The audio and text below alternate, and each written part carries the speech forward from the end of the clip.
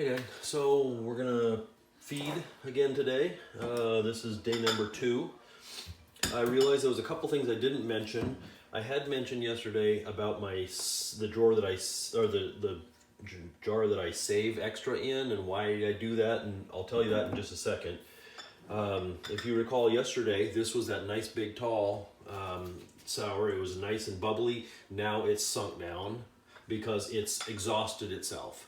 So typically you want to go and feed it when it's new. You want to feed it before it sinks down while it's still strong. I'm not trying to develop the yeast strength right now. I'm trying to develop the flavor. So they're two separate things and sometimes in competition. So if you're getting a really, really strong starter, and this is just something I've learned over the years from making mistakes, if it's extremely strong and it's vibrant in its yeast growth, a lot of times the flavor is kind of bland. If you get it to where it tastes really great, and oftentimes that acidity from the great flavor is going to make it so that it doesn't grow as well. So you're kind of trying to keep a balance. Anyway, this is the one we had yesterday. It doesn't look much different. You look inside, it still looks kind of pasty, and yeah, that's it. It stinks. That's normal. That means it's starting to ferment. This stuff doesn't stink near as bad when it's first starting, but the rye, strong. But it really works well.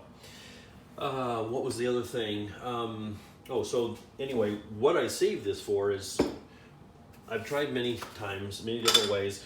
When I've done a starter and I feed it, I don't want to use a lot of flour, so I take a starter and stir it up and I just add a couple of tablespoons of flour and a couple of tablespoons of water, but then it ends up just not working well because it's not enough food. So that's where I've recently learned that what you do is you throw away almost all of it and keep just a little bit, because that little bit of sour will permeate the whole thing. Then I add a lot of flour and a lot of water, but because you don't want to be going through pounds and pounds of flour, that's why we keep our starter small. Before I'm going to make a loaf, I'm going to take this starter and add more flour and water to it to make a larger starter, so I have a larger quantity. But for just keeping it alive, we keep it small, so you're wasting a little. Now, instead of throwing this extra starter down the garbage disposal or whatever, or in the garbage, we keep it in a jar like this, because that way, this is all starter. It has good flavor, it has good yeast activity, and we can use this for other things. Like if you're going to make sourdough hotcakes, you want to add some throwaway stuff. You can use your fresh stuff, but this is a good way of using this. You're just making use of it. Or if you're going to make some scones or something, you can throw all this starter in there into a scone recipe, and it'll add some great flavor and texture to scones that it didn't have before, and you're actually getting a chance to use it. If you don't bake anything else, then you can just throw it away. It doesn't matter. It's not going to save the planet. Anyway, so real quick, let's start with the one we're working with. Yeah, nasty. This one I'm going to throw away, and I'll just dump it in here for now. I'm just going to stir it up because there's bound to be some activity in there somewhere, a little bit even. Stir it all up, and then I'm going to throw away most of it, because whatever yeast and everything is in there is in the billions, so it's going to be plenty in there. So I throw all that away, and you can see how much I'm keeping. Not much, very little.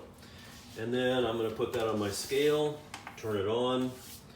I'm going to add, and 50 grams isn't a magic number. If you use a lot of starter, you make triple batches or whatever, and you want to use 100 grams of water and 100 grams of flour, it doesn't matter. The major point is that you're using a lot more fresh starter and water, or fresh flour and water, than your actual starter, so that it has some place to grow. And those billions and billions of yeast cells can consume a lot of flour quickly.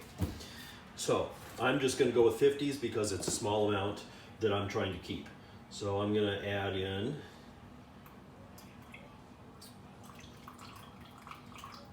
and there's 50 grams of water. And I'm not going to use the rye flour. I'm just going to go with, no, I'll do with the rye flour for a couple days. That way you can see what we're doing. So then I can tear this again, bring it down to 0, not have to change anything. It makes it really easy. And then I'm going to add 50 grams of rye flour. There's 50. And one thing to keep in mind, if you're working several different starters, like some people will have like a starter from Alaska from 1911, and then they'll have some sourdough starter that they started.